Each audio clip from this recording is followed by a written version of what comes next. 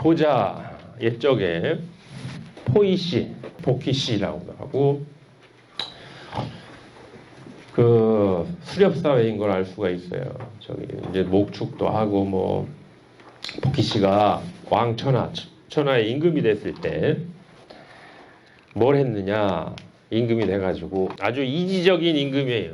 앙즉 관상어천하고 우러르랑자 올려다보고는 관상어천, 하늘에서 상을 보고, 하늘에 있는 건 상이에요. 상.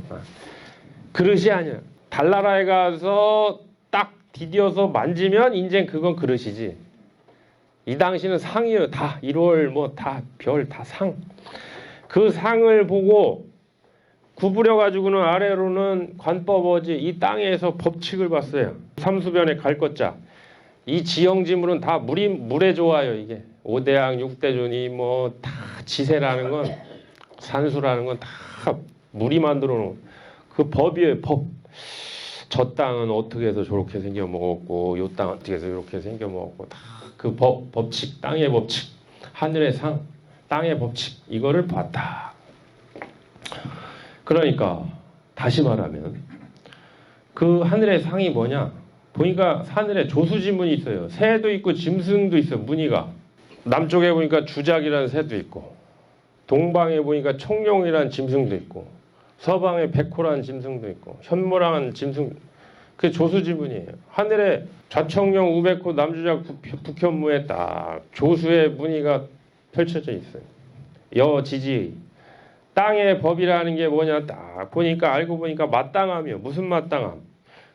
여기에는 소나무 심는 게 마땅하고, 여기는 사람이 주거하기가 마땅하고, 여기는 동물들이 서식하기가 마땅하고, 여기는 습지고, 여기는 건조한 곳이고, 다 그거를 다 살펴가지고 현실적인 거죠. 땅은.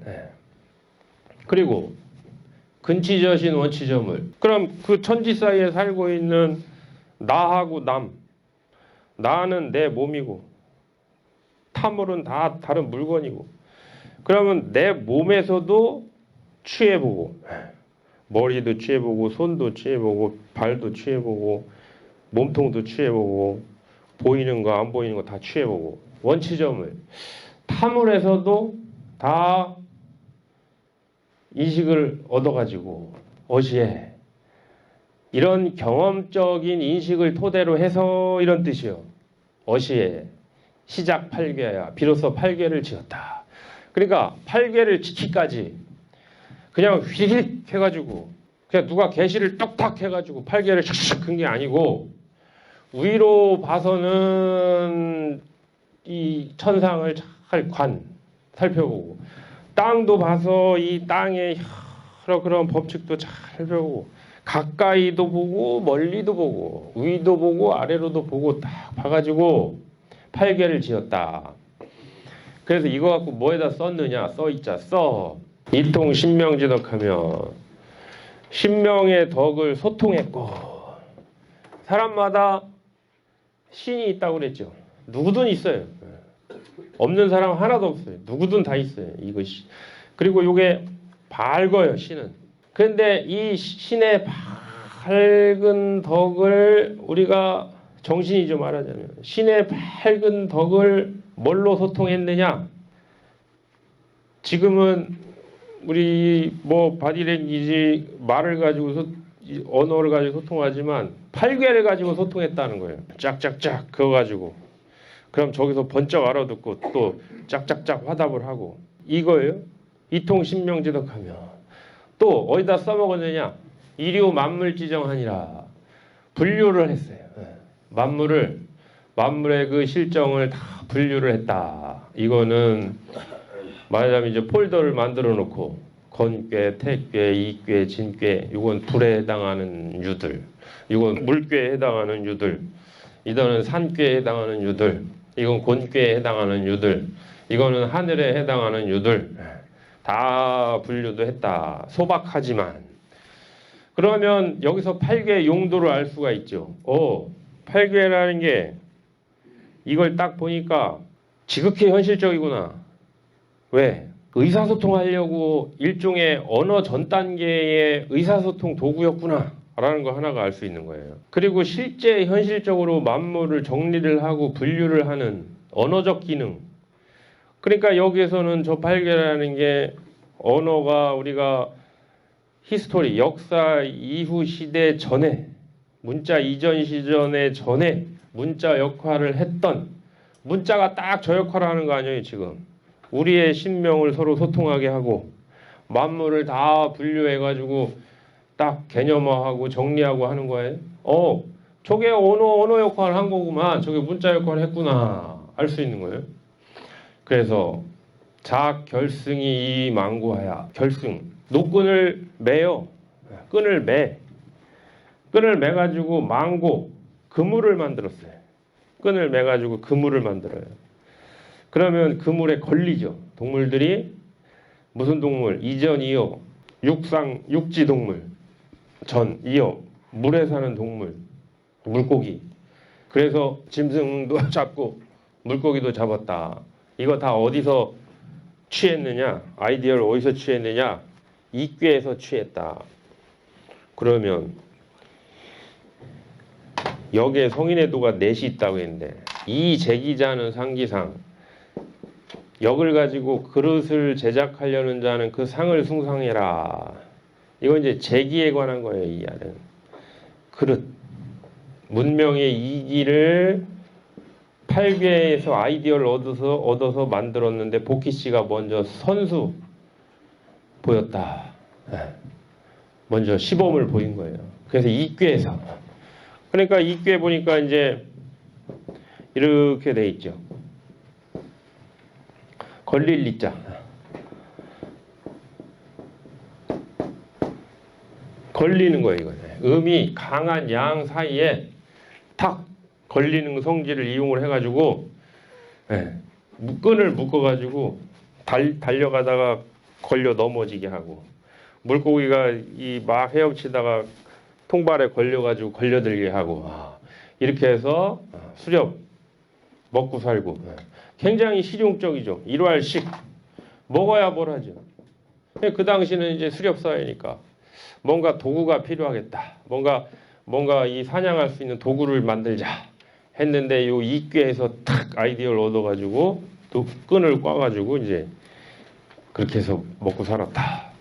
그 다음에 포이씨 몰컨을 이제 복희씨로 상징되는 시대가 가서 신농씨로 상징되는 시대가 도래했어요. 그러니까 복희씨라는 사람이 상징하는 시대는 저것만 봐도 무슨 시대냐? 수렵시대. 그럼 신농씨가 상징하는 시대는 뭐가 달렸길래 저렇게 딱 바꿔서 이야기했느냐? 총목이사. 나무를 총목 깎아요. 그래서 이제 보습, 유목, 나무를 구부려 쟁기. 그래서 이제 뢰루지리로 밭을 갈고 김을 매요. 이런 이름으로 이교 천하. 천하 사람들에게 알려줬어 이 방법을. 쟁기나 보습 이런 걸 만드는 방법, 이걸 사용하는 방법 알려줘서 다 보급을 했어요. 그래서 개치죠 이. 그 다음에 이게 다 풍래 이꾀에서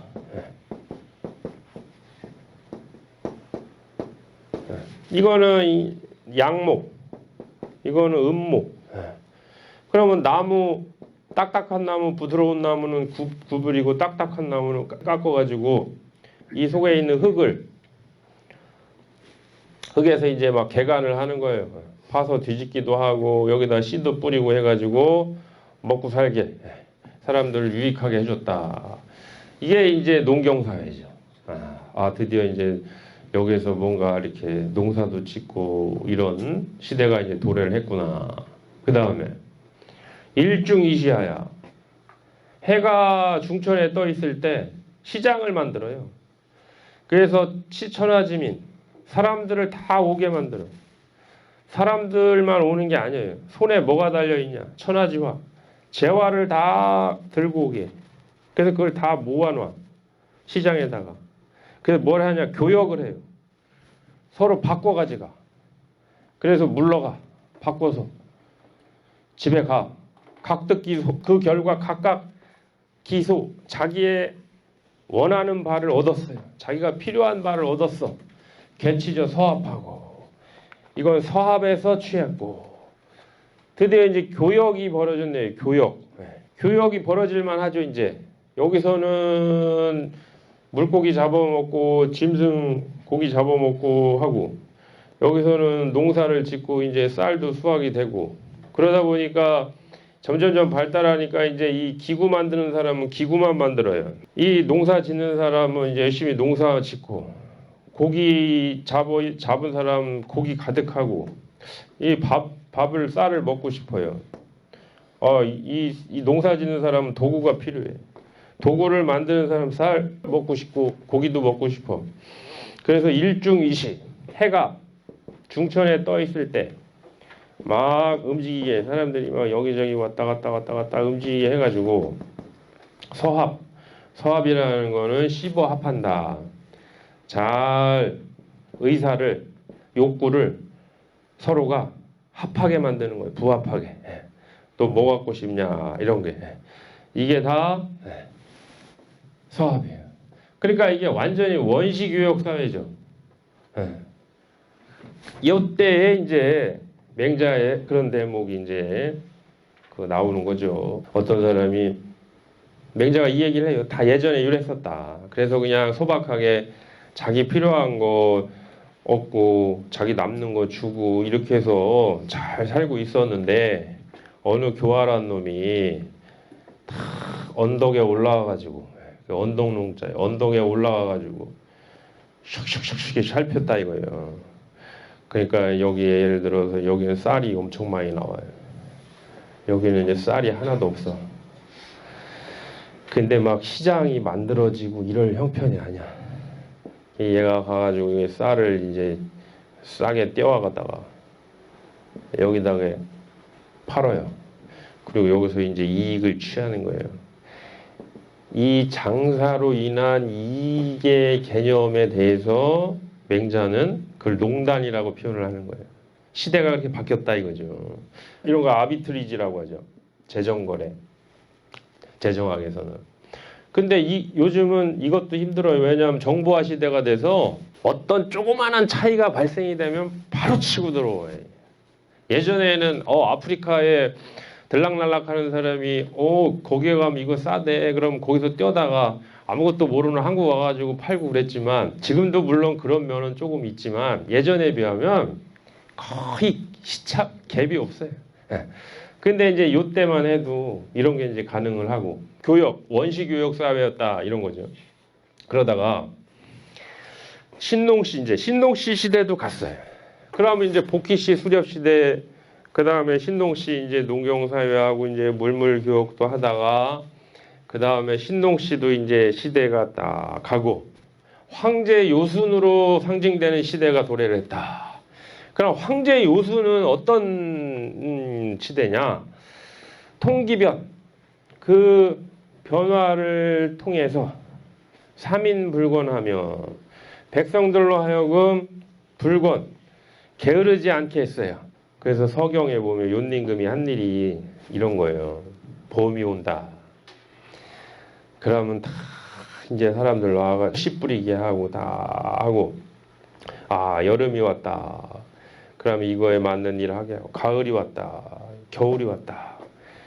이게 그 변화마다 게을릴 수가 없죠. 봄에는 봄에 할 일 하고, 여름에는 키우는 일 하고, 가을에는 거두는 일 하고, 겨울에는 감추는 일 해야 되니까 봄에는 내는 일 하고, 생장수장의 일을 부지런히 하도록 통기변, 그 변화에 대해서 봄, 여름, 가을, 겨울을 체계화한 거죠. 이제 막 이런 걸 체계화해가지고 그 땅에 살고 있는 백성들마다 할 일 다 정해주고 신이화지.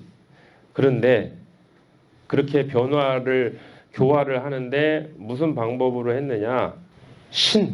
신이화지라는 거는 신화라는 건데, 그래서 주역을 신화의 책이라고 하는 거예요. 신화라는 거는 이 조화나 변화가 이루어지는데 가장 자연스럽게 이루어지는 걸 신화라고 그래요. 아무 조작 없이 자연스럽게 신묘한 변화, 음양의 변화로 이루어지는 게 신화라고 하는데, 그렇게 정치를 했다 이거죠. 그래서 삼인의제하니 백성들마다 다 마땅하게 했으니, 여기라는 게 뭐냐? 궁죽 변하고 궁하면 변하죠. 다할 궁자. 궁하면 변해요. 보름달이 꽉 차면 조금씩 변화가 오고 변화하면 통하죠. 그래서 이 추위가 동지에 다 극한에 궁극에 이르면 변화가 생기고 변화가 생기면 양의 분권으로 통하고 양의 분권으로 통하면 한동안 오래 가요. 하지까지는 쭉 가다가 그렇게 오래 가다가 다시 하지에 딱 되면 양이 기운이 궁극에 다다라서 낮의 길이가 더 이상 자랄 수가 없어서 거기서 또 음의 기운이 생기고 그게 변하면 또 음의 분권으로 통하고 통하면 그게 또 음의 세월이 오래 가고 오래 가다 보면 그게 또 다할 날이 오고 저게 궁변통구라는 건데 저게 사회 발전이나 자연 발전이나 네 가지 단계를 거치는데 간혹 주기가 어떤 건 짧고 어떤 건 길고 어떤 건 생략되는 것처럼 보여도 저 네 가지의 변화 과정이라는 건 틀림이 없어요. 인문이든 자연이든 궁변통구. 그래서 궁하면 변화하고 변화하면 통하고 통하면 오래 간다. 이게 그대로 이 원리를 응용한 거죠. 그래서 이제 이렇게 보면 여기에 보면 음이 딱 다하면 변화가 일어나 가지고 음이 양으로 변하고 변하면 양의 세계로 통하고 양의 세계로 통하면 한동안 오래 가요. 오래 가다가 하지를 만나면 딱 여기서 궁극에 이르고 궁극에 이르면 또 변화가 찾아 이름이 시생해. 이름이 시생하면 또 이 음의 분권으로 통하고 음의 분권으로 통하면 음의 분권이 오래 가고 오래 가다 보면 또 다 하고 이런 어떤 그런 게 있다. 이게 뭐냐면 주기마다 궁극에 다다르면은 변화가 생기고 자연은 변화가 생기면 자연 통하고 통하면 오래 가는데 사람은 안 그래요. 사람은 궁한다고 바로 통하진 않아요. 궁하면 죽지. 그럼 어떻게 하면 통하냐? 변해야 돼요. 저기에서 변은 자연의 변은 자동이지만 사람의 변은 저게 노력이 필요한 거예요. 저 변자가. 그래서 궁통이라는 말은 반만 맞는 거예요. 궁하면 통한다는 말은 반만 맞는 이야기예요. 궁하면 어떻게 통해요? 궁하면 죽지. 궁하면 변해야 통하는 거예요.